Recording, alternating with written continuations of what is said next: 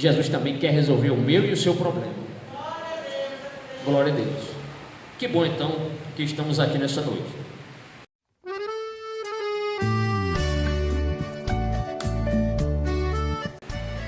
Lemos dois textos no Evangelho, ou nos Evangelhos, João 5,39, e também lemos o texto de Marcos, capítulo 12, versículo 24. Esta mensagem de hoje, essa ministração, dei aqui um tema que é a significância das Sagradas Escrituras, o valor, a importância, a relevância que tem as Sagradas Escrituras para o cristão, para nós, povo de Deus. Vou repetir novamente a leitura dos dois versículos.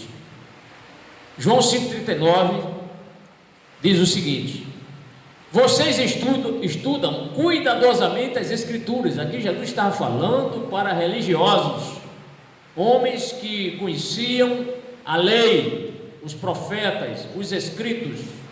Jesus não estava falando aqui para pessoas leigas, Jesus estava falando para os judeus, e todo judeu, principalmente na época do Senhor Jesus, eram pessoas que liam diariamente, tinham diversos textos de cor, alguns tinham até a lei decorada, memorizada.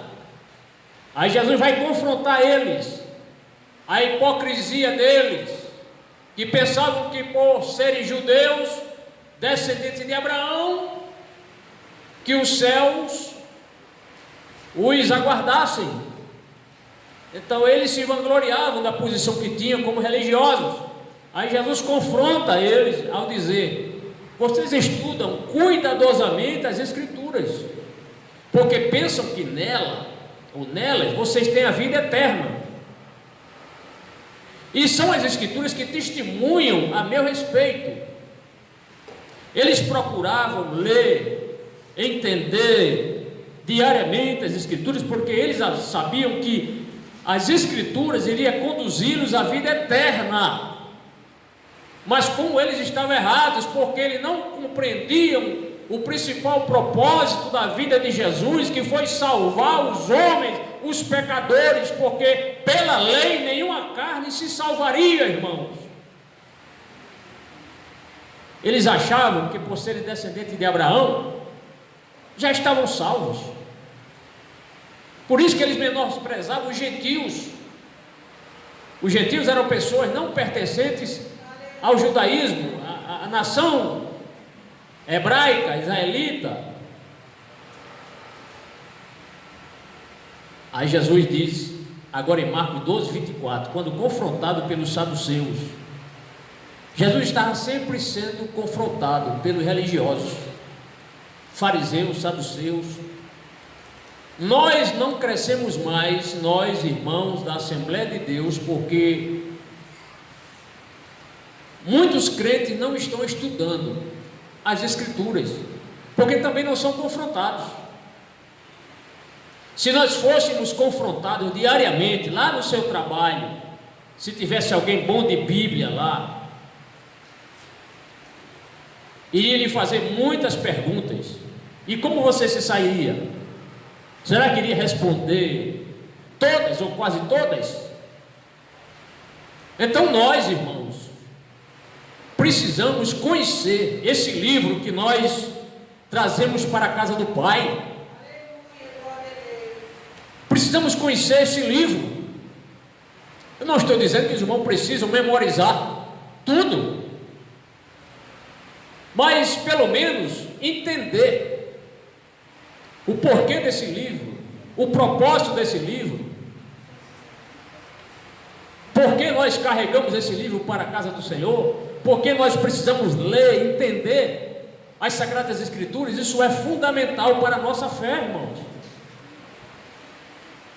Muitos crentes, muitos irmãos cristãos, eles não gostam às vezes de se deparar com a Testemunha de Jeová, porque a Testemunha de Jeová, para ir para a rua evangelizar, eles fazem um curso, e após aprovados é que eles podem ir às ruas. E quais são as pessoas que eles mais querem trazer para eles. Os cristãos, os crentes, os irmãos. E muitas vezes você não estando preparado para confrontá-lo com a Bíblia,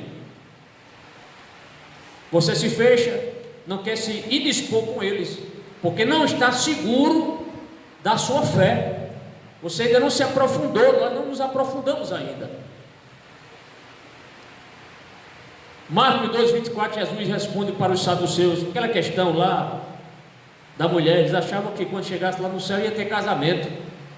Aquela questão lá, não vou entrar aqui nesse assunto, está lá em Marcos capítulo 12, depois vocês podem ler, mas eu vou dar a resposta aqui. Jesus respondeu, eles queriam saber lá na vida eterna, quando, porque os saduceus não criam na ressurreição, eles não criam. Aí foram confrontar Jesus sobre a questão da mulher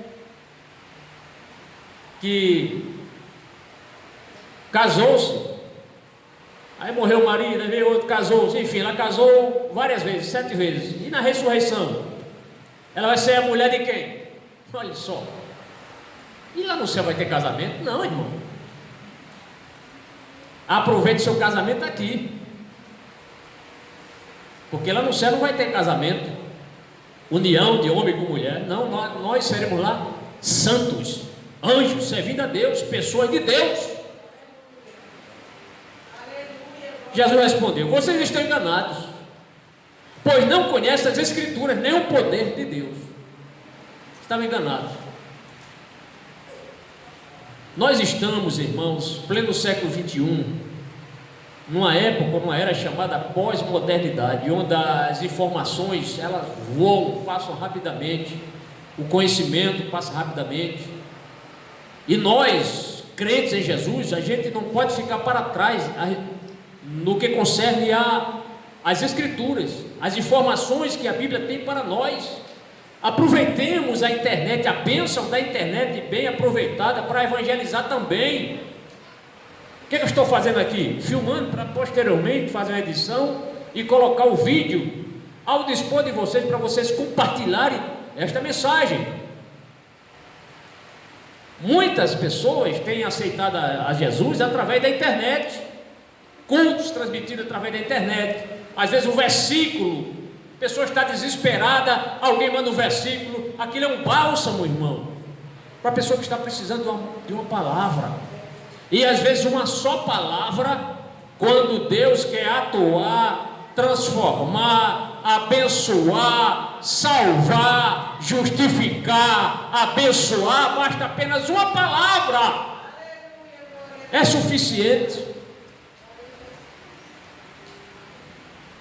E qual é a maior necessidade do homem moderno?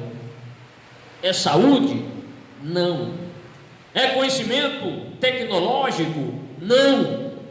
A maior necessidade do homem e da mulher hoje ainda é da graça e do conhecimento de Deus. A maior necessidade do homem é conhecer as Escrituras, o poder de Deus.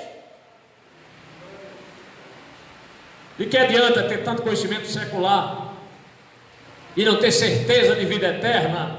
Mas os irmãos aqui, que são realmente crentes em Jesus, têm certeza da vida eterna. Se Jesus vier buscar a igreja, ele sabe que vai subir. Glória a Deus. E graças a Deus que o nosso corpo será transformado antes de nós passarmos aqui essa atmosfera, né? Será transformado. Mas qual é a maior necessidade do povo de Deus, irmãos? Sabe qual é a maior necessidade do povo de Deus também? É conhecer mais e mais o nosso Deus. Conhecer mais este Deus que nós servimos. Conhecer mais o seu Deus. Abra sua Bíblia no livro do profeta Oséias,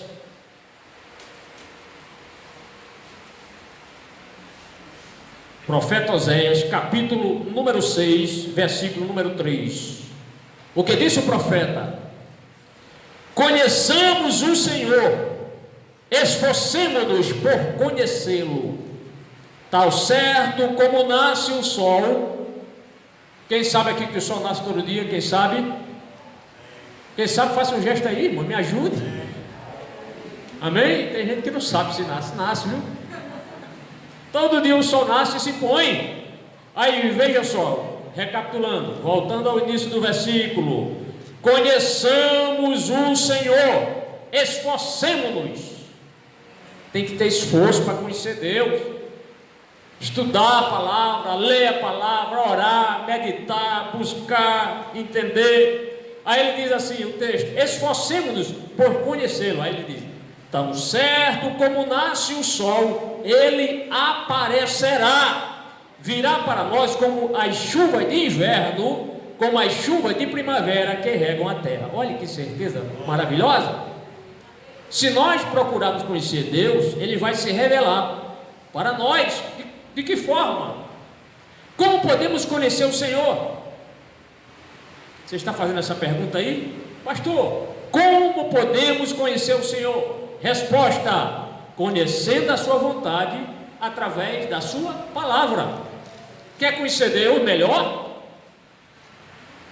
Queremos conhecê-lo? Claro, eu quero conhecer Deus mais e mais. Como é que eu posso conhecê-lo? Conhecendo a sua vontade, que é boa, perfeita e agradável para nós. Se o crente ele não tem este desejo, esse intuito, esse propósito de conhecer a Deus, precisa aceitar o Senhor Jesus. Essa pessoa ainda não entendeu o que ele está fazendo na igreja do Senhor.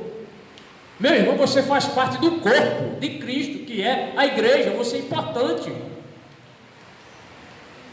Então tenha este desejo. Se você não tem o desejo, Senhor, me dê o desejo, Pai, para conhecer mais e mais a Tua vontade, conhecer as Escrituras. O nosso corpo físico, ele não se alimenta da palavra. O nosso corpo precisa de feijão, arroz, macarrão, carne, verduras, frutas.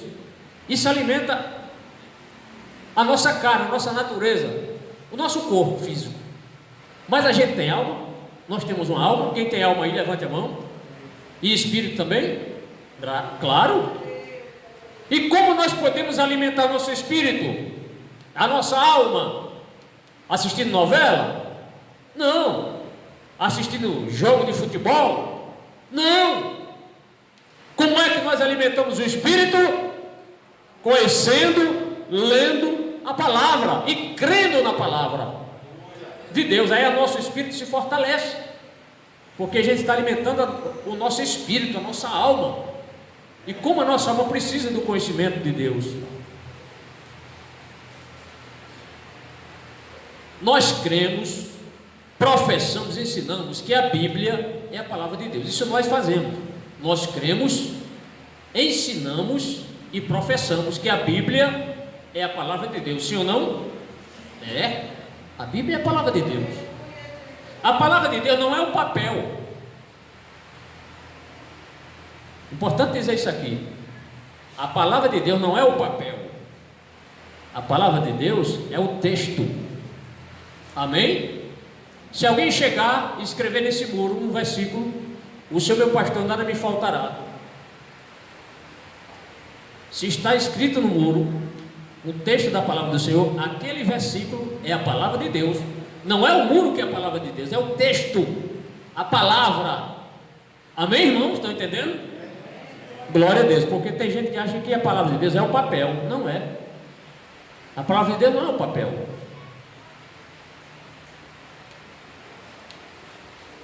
A palavra de Deus é a palavra escrita, o espírito da palavra que está na palavra. Isso é que é relevante.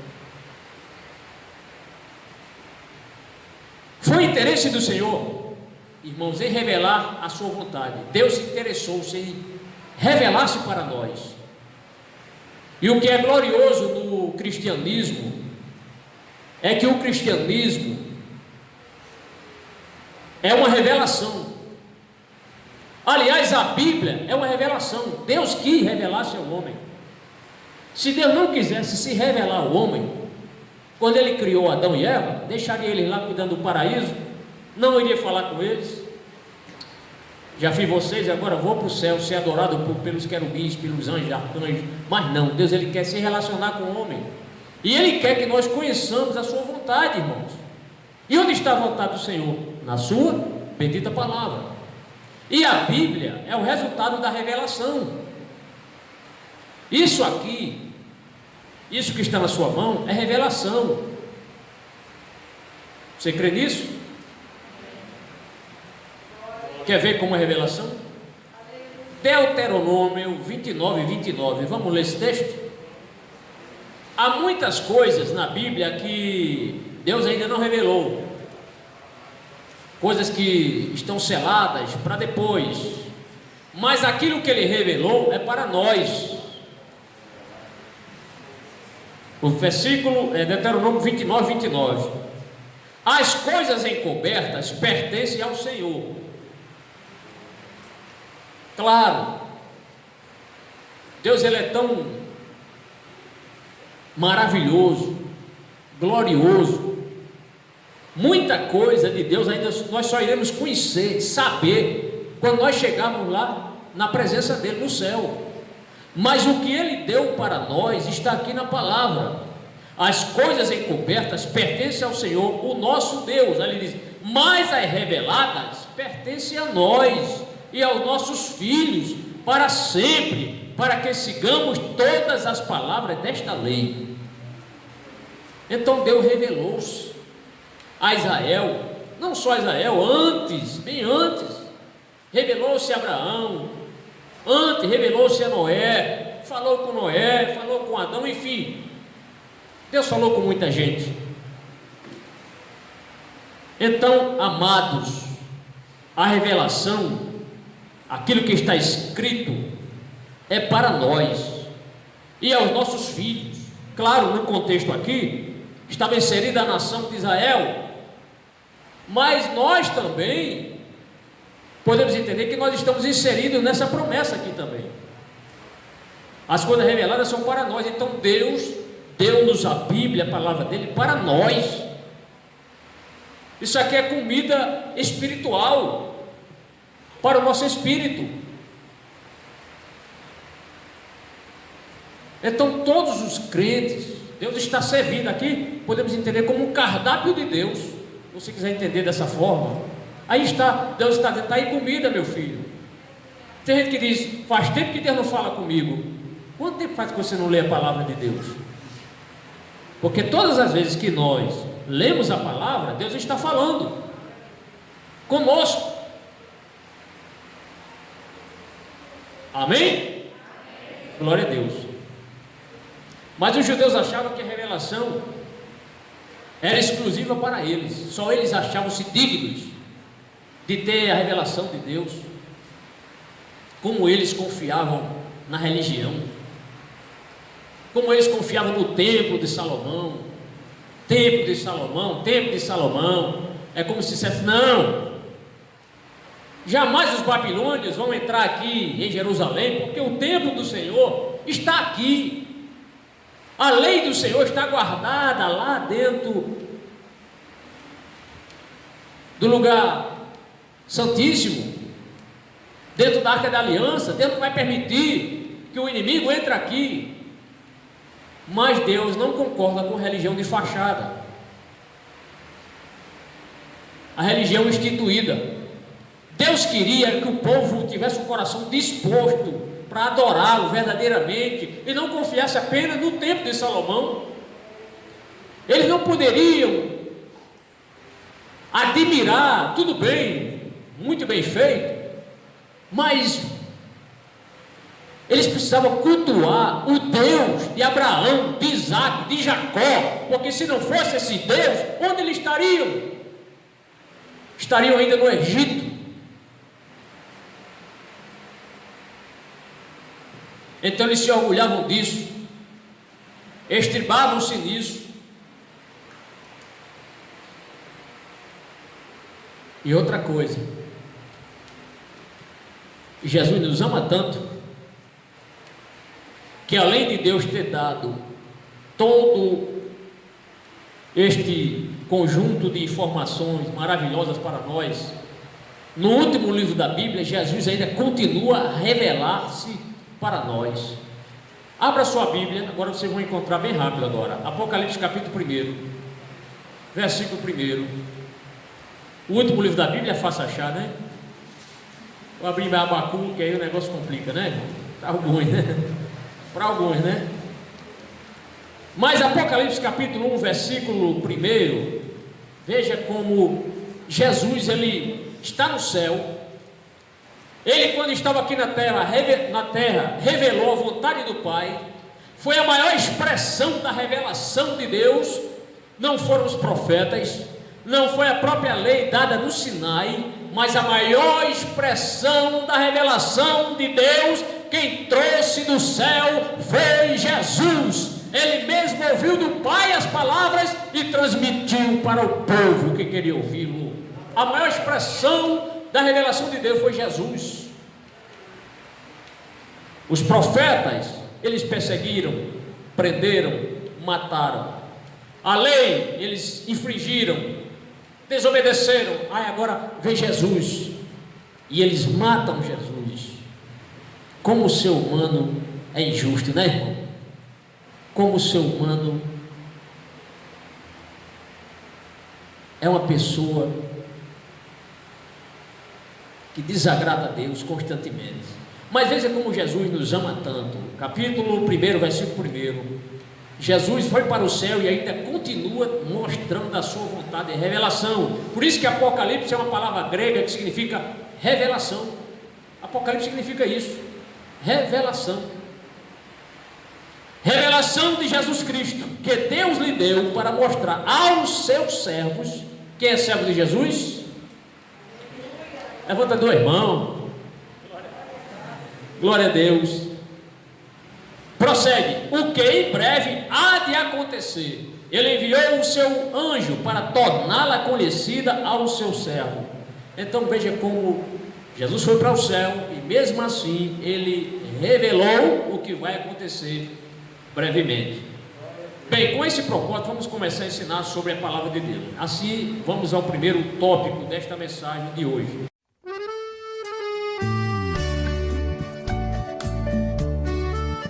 Primeiro tópico, a estrutura das Sagradas Escrituras. Você pode dizer, pastor, o que o senhor vai ensinar para a gente é algo básico. Eu já sei disso. Mas deixa eu dizer uma coisa, nem todo mundo tem essa estrutura que você tem. Muitos dos nossos irmãos precisam ouvir o que eu vou falar agora aqui. Certo? Tem gente, pastor, eu queria que o senhor fosse mais profundo, mas a gente tem que nivelar aqui o conhecimento, né, irmão? Nem pode ser muito profundo, nem também muito raso também, né? Vamos ficar assim na média, né? Amém? Vamos então. Então, antes de entrarmos na estrutura das Sagradas Escrituras, é importante que vocês entendam o seguinte: é que a Bíblia, ela foi dada pelo Espírito Santo. A Bíblia foi dada pelo Espírito Santo. Não foi a vontade do homem. Não foi o homem que disse, sabe uma coisa, eu já vou começar a escrever sobre as coisas de Deus. Aí pegou lá um pergaminho, um papiro e começou a escrever. Não, foi a vontade do Espírito Santo. A vontade de Deus, a vontade do Espírito Santo, que Ele nos deu esse livro para que a gente volte para Deus. Isso aqui é como se fosse uma receita, irmãos. A gente vai no médico, estamos com um problema grave de saúde, o médico dá a receita. Se você quiser ficar bom, vai na farmácia e compra o remédio que ele prescreveu. Se não comprar, você corre o sério risco de ficar pior e até morrer. Deus também deu a nós, seres humanos, a receita dele. Está aqui. Ele disse, se você seguir essa receita, vocês irão morar comigo um dia. Mas se vocês não observarem, vocês serão bandidos da minha presença. E aí? Vamos querer morar com Deus? Claro, irmão. Nós vamos morar com o Senhor. Glória a Deus. Então a Bíblia foi dada pelo Espírito Santo.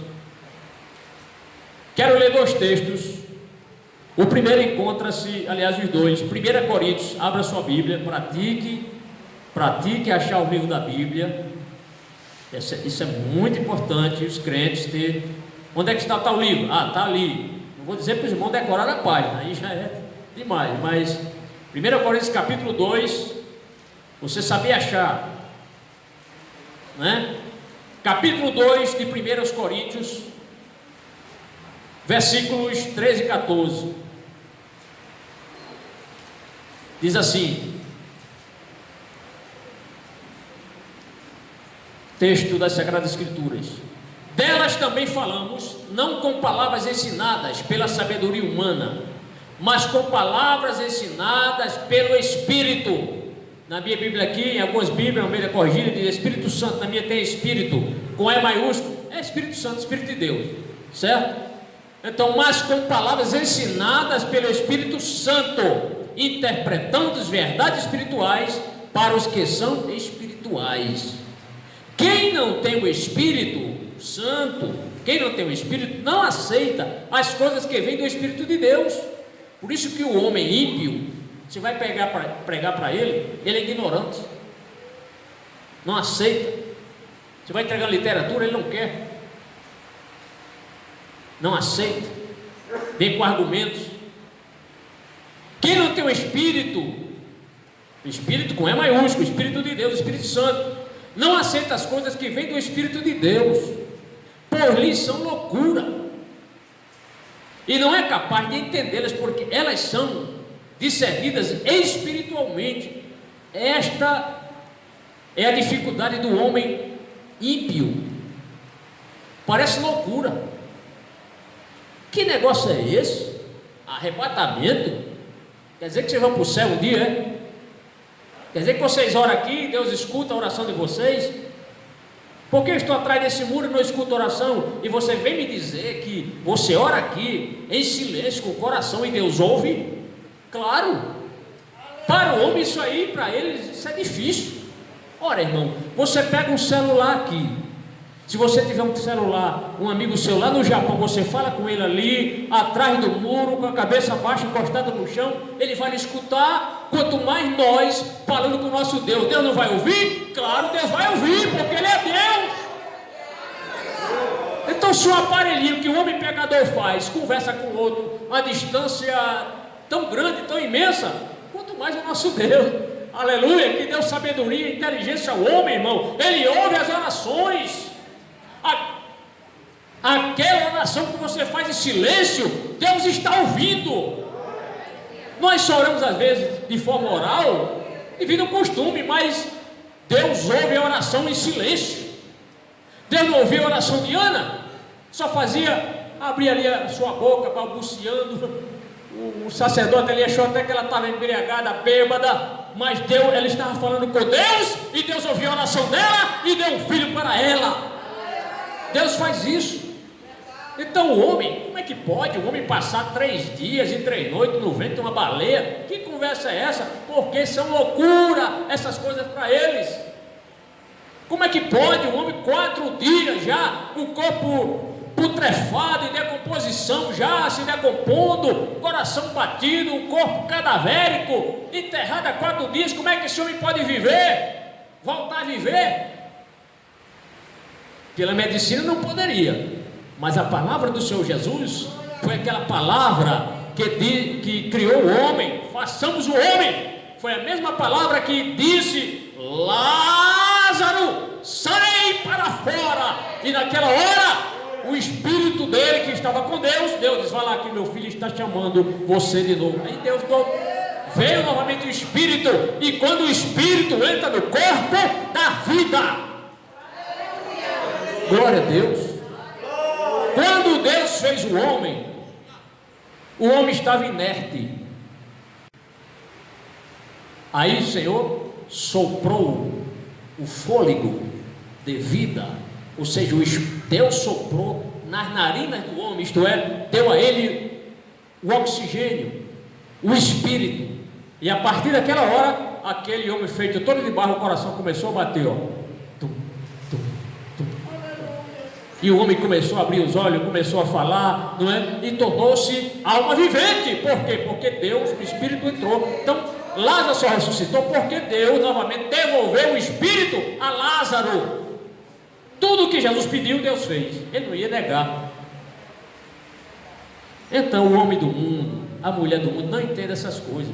Esses crentes parecem uns doidos, falando em vida eterna, falando em como ser transformado. Irmão, mas a palavra de Deus está aqui, clara e audível. Quem não tem o Espírito não aceita as coisas que vêm do Espírito de Deus, por são loucura. São loucura. Quando Paulo estava pregando lá para os gregos, em várias cidades da Grécia, enquanto ele estava pregando, falando a palavra de Deus, tudo bem, mas quando ele falava na ressurreição de Jesus, aí ele, peraí, um morto reviver, então tornou-se para eles, é loucura uma situação dessa.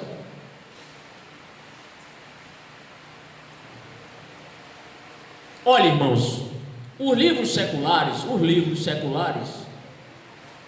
eles são, digamos assim, produzidos pela vontade do autor e do editor.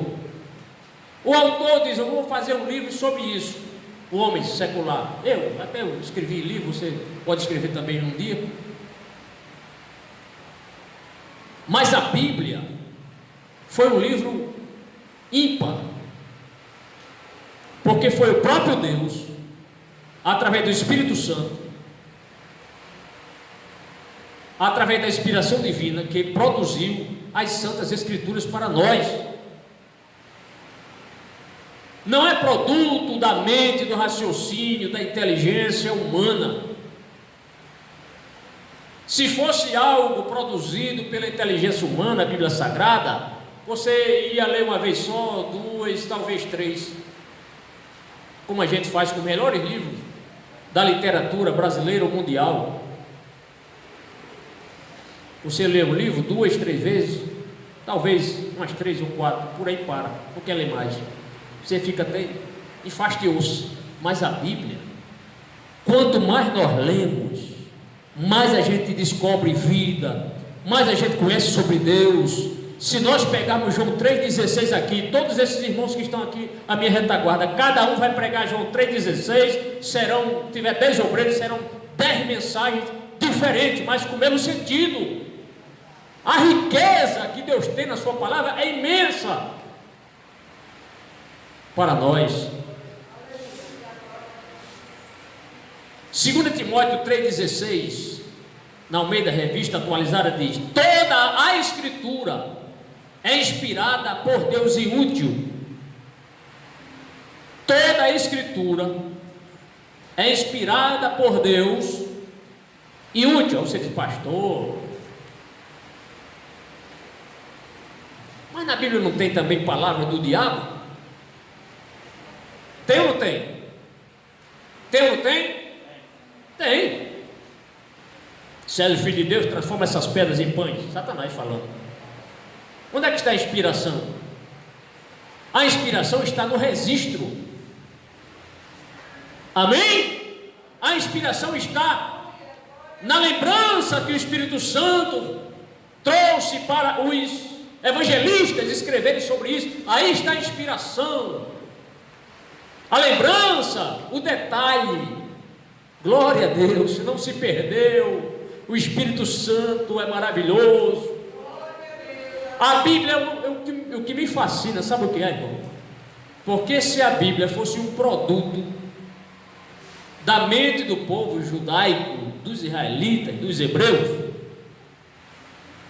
ele não ia colocar os pecados dos grandes homens de Deus, iam ocultar. Não, pai, que é isso? Abraão é o nosso pai. Você vai colocar aí que Abraão mentiu? Faço não, filho. Mas Abraão mentiu. Amém? Davi, diz que Abraão mentiu. Não estou dizendo que ele é mentiroso. Ele mentiu. Aquela fraqueza dele, para preservar a vida, combinou com a mulher dele. Quando chega lá no Egito, você diz que é minha irmã. Olha, era irmã dele? Sim, por parte de pai era, mas era esposa dele. Mentiu. Davi, por que não ocultaram isso? Não, vamos colocar. Davi foi o grande salmista, o grande arpista, o grande homem, segundo o coração de Deus. Colocar que ele adulterou, fácil não. Será que alguém pensou isso? Provavelmente. Mas o Espírito Santo coloque o registro que ele pecou. A mentira de Pedro, negou Jesus 3 vezes. Então isso não é produto da mente do homem, isso aqui é produto do Espírito Santo de Deus, que não passa a mão na cabeça de ninguém. Por isso que esse livro é verdade. O único que não pecou, o único que não desobedeceu, o único que guardou a lei foi Jesus Cristo, o nosso Salvador querido e amado.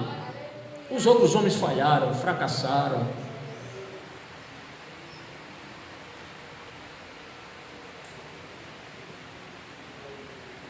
Quando o texto diz assim, toda a escritura inspirada por Deus é útil, significa, irmãos, que toda a escritura foi respirada ou soprada por Deus.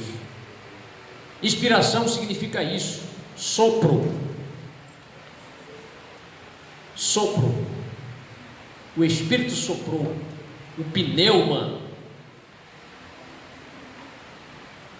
Nenhum autor da Bíblia disse, sabe de uma coisa, eu vou escrever um livro, quem sabe Deus se agrade e seja publicado. Não, nenhum autor sagrado pensou isso. Talvez Deus goste do que eu vou escrever, talvez nenhum. Mas alguém poderá dizer assim, não creio na Bíblia porque ela foi escrita por homens. Eu não creio na Bíblia. O homem do mundo pode dizer isso. Você já ouviu isso de alguém? Eu já ouvi. A Bíblia foi escrita por homens. E você queria que um macaco escrevesse, é? Se fosse um macaco que escrevesse, não, foi um macaco, rapaz. Se fosse ao menos um homem, o homem sempre procura desculpa.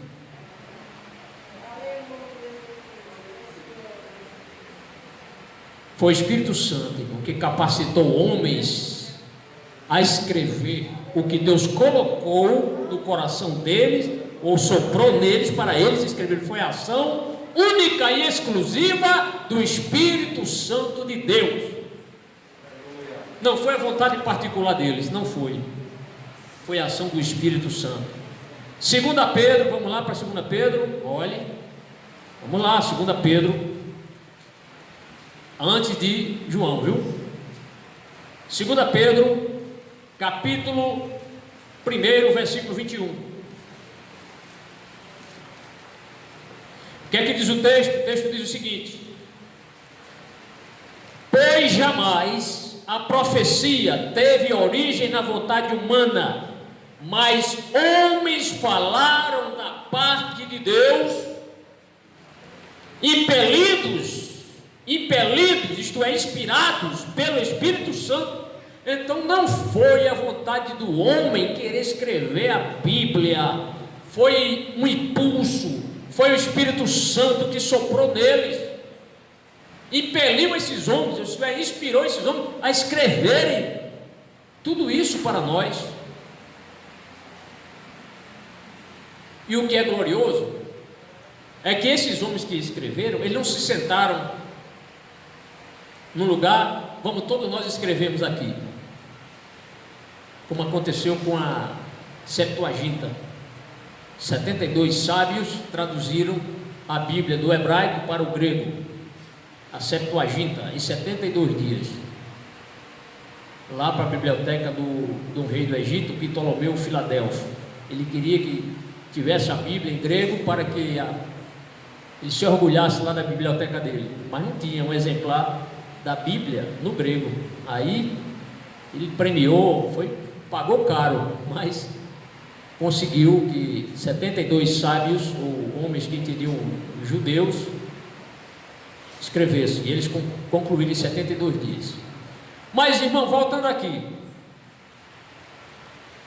os homens que escreveram a Bíblia, eles viveram em épocas diferentes. lugares diferentes.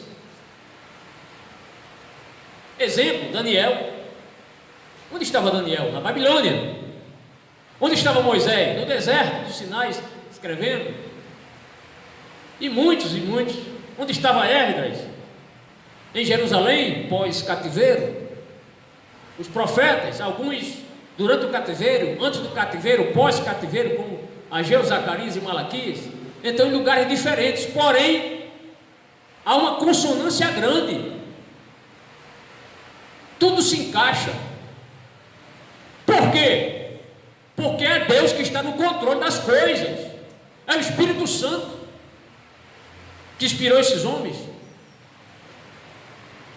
E outro detalhe importante é que não existe na Bíblia livro mais inspirado e outro menos inspirado. Não. Existem livros maiores e outros menores, mas todos têm o mesmo grau de inspiração. Assim como o livro do profeta Isaías, um dos maiores dos profetas, mais capítulos, não quer dizer que esse livro é mais poderoso ou mais inspirado do que o livro de Abacuque, Sofonias, Ageu e outros. Não. O Espírito Santo inspirou eles. É como um veículo. Você tem o seu carro, você pode encher o pneu do seu carro, 32 libras ali.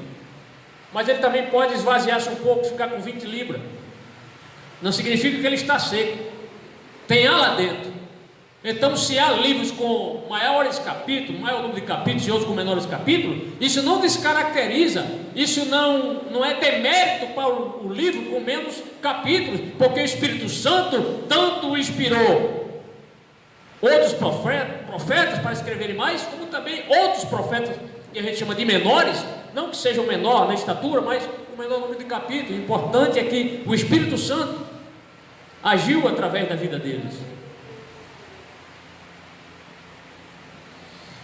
Sobre a estrutura, agora que estamos entrando sobre a estrutura, o tópico é sobre a estrutura, mas foi necessário trazer essas informações para os irmãos. Sobre a estrutura da Bíblia, a Bíblia contém 66 livros. Você sabia disso? Tem gente que não sabe. Nem todos os irmãos sabem disso. Se você chegar para um católico e perguntar quantos livros tem a Bíblia católica, são poucos que respondem. De 10, talvez um. Mas todo crente deve saber que a Bíblia Sagrada tem 66 livros, com duas partes principais. Quais são as partes principais da Bíblia? Antigo Testamento e Novo Testamento. Duas partes principais.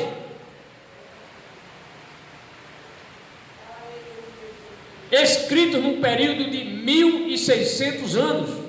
Desde o primeiro livro da Bíblia até o último, que foi Apocalipse. 1600 anos de história. Aqui, nesse livro, 1600 anos.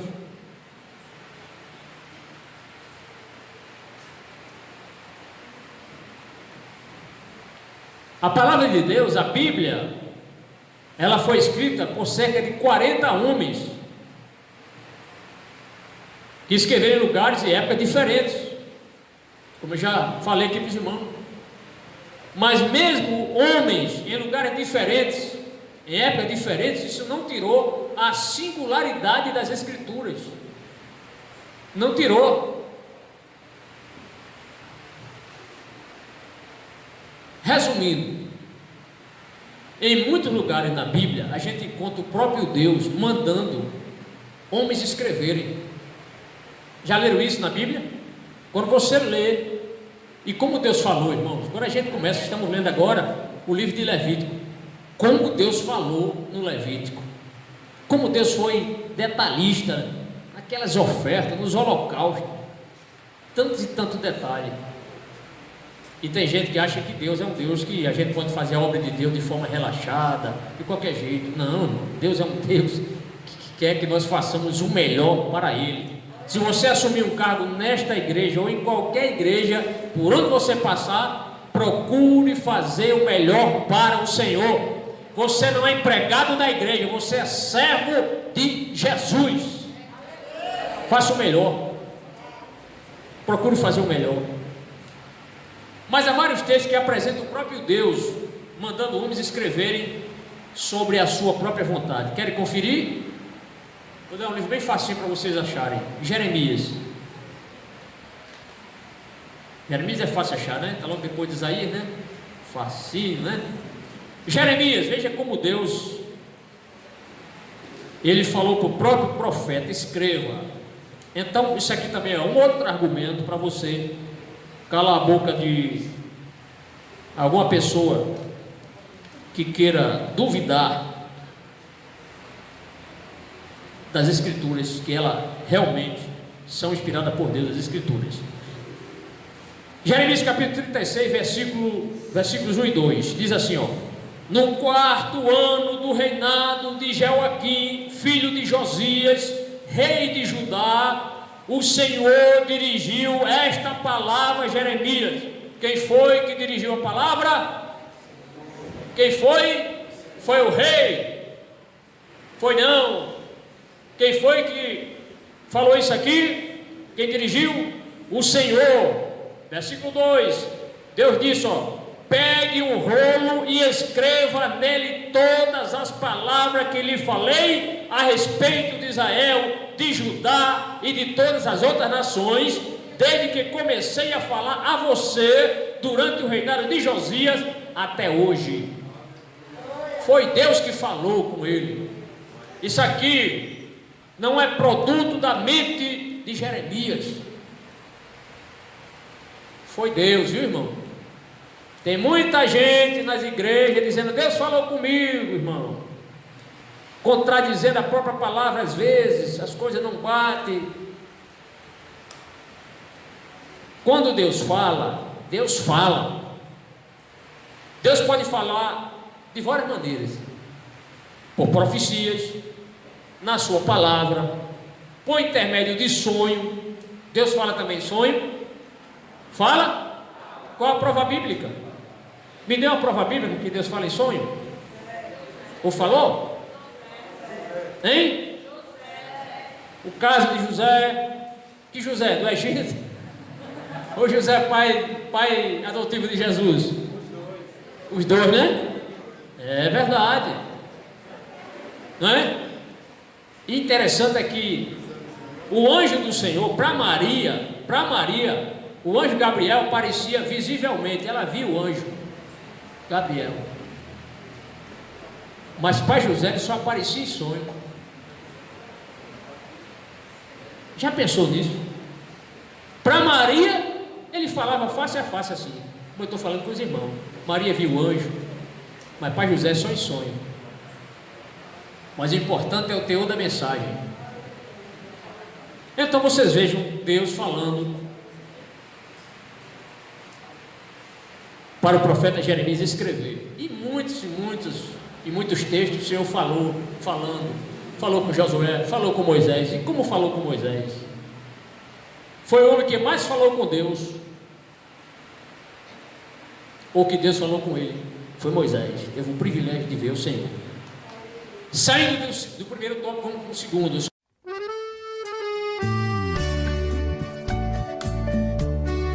A classificação do livro da Bíblia. Vamos ver se vocês estão bem de Bíblia aí agora, viu? Vocês já memorizaram todo o livro da Bíblia? Ensina seus filhos, irmão. Criança, olha, que ensinar a criança aprende. Não ensine tudo de uma vez, não. Filho, o senhor vai aprender, eu vou ensinar você a aprender o livro do Pentateuco, a Torá, a lei. Ensina seu filho. Se você ensinar, ele vai aprender. Depois, vou ensinar hoje os livros históricos. Ele quer brincar? Mamãe, deixa eu brincar. Espera aí, diga primeiro o livro do Pentateuco. Se você acertar, eu libero. Com minha mãe era assim. Quando eu queria brincar: mamãe, vou jogar bola. Ela dizia: tabuada hoje é de 7. Multiplicar. Aí eu ia lá, decorava, memorizava. Hoje a mãe quase não faz mais isso. Mas é uma boa atividade para o seu filho. Né? Útil. Vai aprender. O Antigo Testamento, irmãos, contém 39 livros que foram produzidos antes de Cristo. Você pode dizer, isso aí eu sei, pastor, de cor. Mas tem gente aqui que não sabe disso. E se for na Bíblia Católica, tem quantos livros?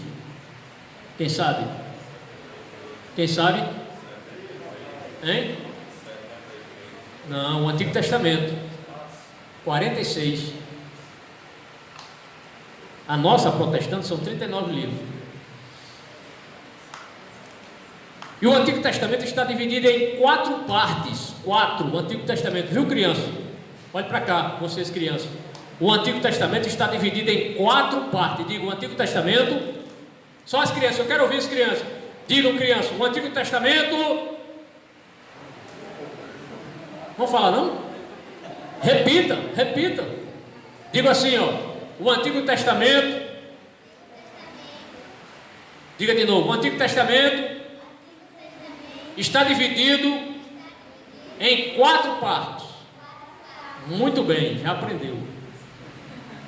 Quais são? Leis, históricos, poéticos e proféticos. Vamos repetir? Lei, diga lei, históricos, proféticos ou poéticos antes e depois proféticos, certo? Então, novamente, para deixar bem claro na sua mente, lei, depois da lei vem qual? Hein? Históricos, depois poéticos e proféticos, certo? Agora, a lei, quantos livros são da lei? São 5 livros: Gênesis, Êxodo, Levítico, Números e Deuteronômio. Fácil, né? E os históricos? São quantos? São 12 livros: Josué, Juízes, Ruth, 1 Samuel, 2 Samuel, 1 Reis, 2 Reis, 1 Crônicas, 2 Crônicas. O que mais? Hein? Esdras, Neemias e Esther. 12 livros. São livros históricos. E os livros poéticos são quantos? São 5. Jó, diga Jó, Salmos, depois Provérbios, Eclesiastes e Cantares, ou Cântico de Salomão. Terminou isso, aí vem os proféticos, que são quantos livros? 17 livros. Começa com Isaías, Jeremias e Lamentações. Aí vem Ezequiel, Daniel. Aí vem Osés, Joel, Amós, Obadias, Jonas, Miqueias, Naum, Abacuque, Sofonias, Ageu, Zacarias e Malaquias. É só ter vontade para aprender, que vai aprender. O Novo Testamento, estou falando aqui sobre a classificação do livro, tá, irmãos? Sei que para alguns aqui isso aqui é muito fácil, mas está aqui na programação, eu tenho que falar para os irmãos. Afinal, nós vamos passar aqui 1 ano ou mais de 1 ano ensinando Bíblia para os irmãos. Então, estou começando aqui no básico do básico. Certo? Próximo culto aí, vocês já tragam alguns livros memorizados aí. Sequência, tá bom? Tem até uma música aí, eu acho que é do R.R. Soares, né? Ensinando as crianças a cantar. De quem? Diante do trono, né? Tá bom, então ensina esses meninos aí, vocês também aprendam. Mas o Novo Testamento contém 27 livros que foram escritos. Preste atenção, por favor, irmãos. O Novo Testamento contém 27 livros que foram produzidos depois da morte e ressurreição de Jesus.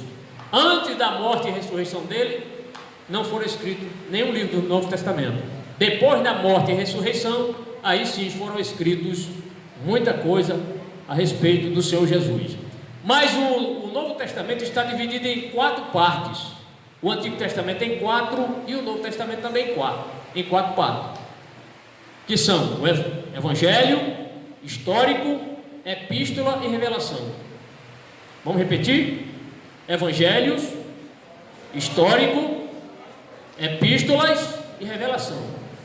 Os Evangelhos são 4. Alguém sabe? Alguma criança sabe quais são os 4 evangelhos? Para ganhar uma caixa de chocolate? Passou, agora já foi. Mateus, Marcos, Lucas e João, certo? E vem os históricos, ou histórico. Qual é o livro histórico do Novo Testamento? Atos dos Apóstolos. Só tem esse livro histórico. Quantos livros históricos tem no Antigo Testamento? 12. E no Novo, apenas um, que é Atos dos Apóstolos, né? Na verdade, são atos do Espírito Santo. Quiseram aqui elogiar os apóstolos, mas os atos aqui foram atos do Espírito Santo através dos apóstolos, certo? E as epístolas? São 21 as epístolas. Quem sabe, para ganhar uma caixa de chocolate, 21 epístolas, 21 epístolas. São elas quais? Começa onde? Começa com Romanos, 1 Coríntios, 2 Coríntios, Gálatas, Efésios, Filipenses, Colossenses, 1 Tessalonicenses, 2 Tessalonicenses, 1 Timóteo, Tito, Filemon, Hebreus, Tiago, aí depois vem 1 Pedro, 2 Pedro, 1 João, 2 João, 3 João, Judas e só. Aí agora vem revelação. Qual é o livro da revelação? Qual é o livro da revelação? Apocalipse, irmão. Então, esses livros são chamados canônicos, porque são livros autorizados. Na próxima ministração, vou falar um pouco aqui sobre os deuterocanônicos, certo? Muita gente diz que são livros inspirados, mas vamos mostrar por que não são inspirados, tá bem? Então, está explicada essa classificação. Se Deus assim nos permitir, vamos para o terceiro tópico na próxima ministração.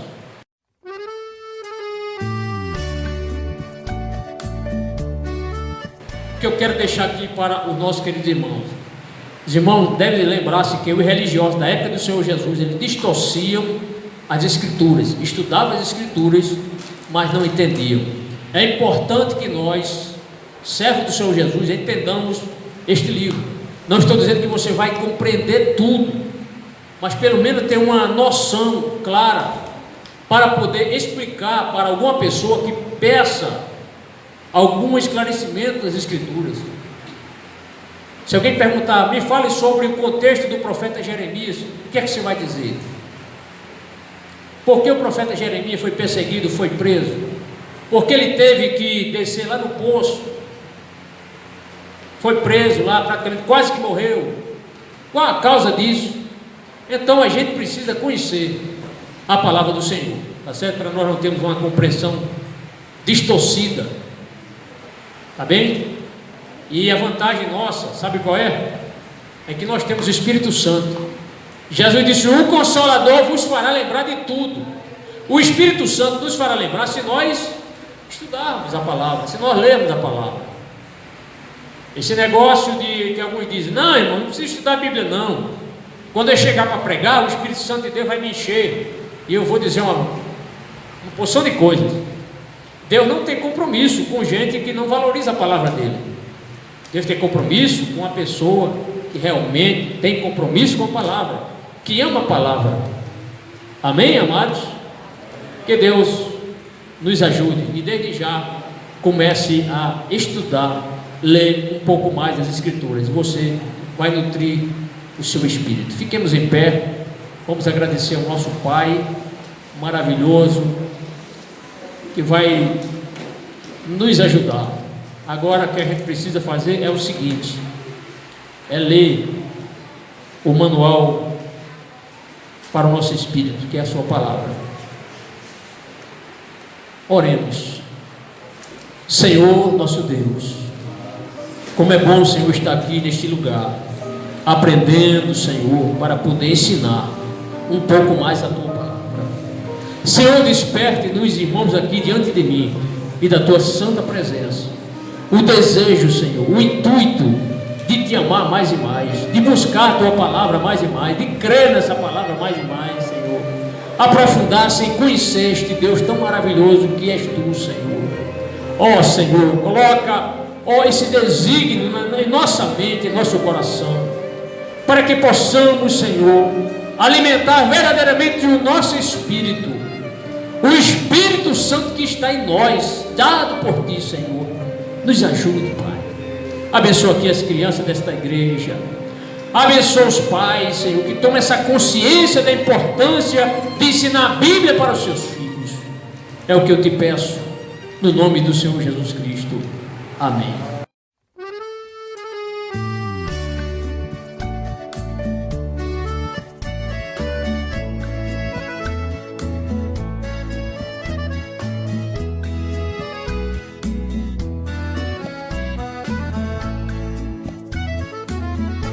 Bíblia Sagrada, és a palavra de Deus, és o mapa da jornada dos que seguem para o céu.